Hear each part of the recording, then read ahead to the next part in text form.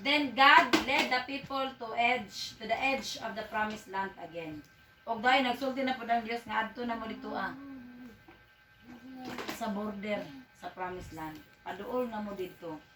Moses was now very old. Uy, si Moses tiguang na kaayo, puti na kayong buhok ni Moses. So God chose Joshua to lead the people.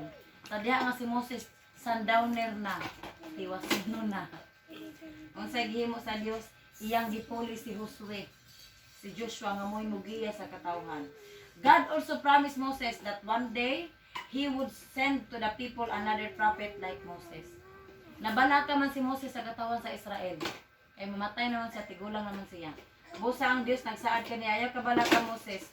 Kaya kung mawala na ka, magpadala raghapon ko sa katawan sa Israel og propeta, sama kanimo, haron sila makaduol, haron sila makaadto sa yuta nga sinaad.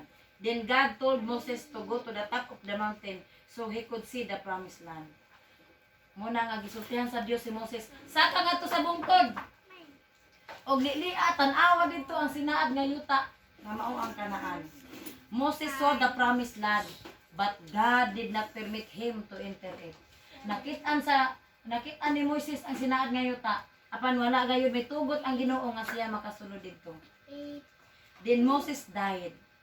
Pagkakita ni Moses dito si Moses namatay.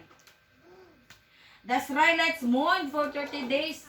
Pagkamatay ni Moses ang mga Israelhanon, nagbangutan og 30 ka adlaw timan kay question ko ni Ha? 30 ka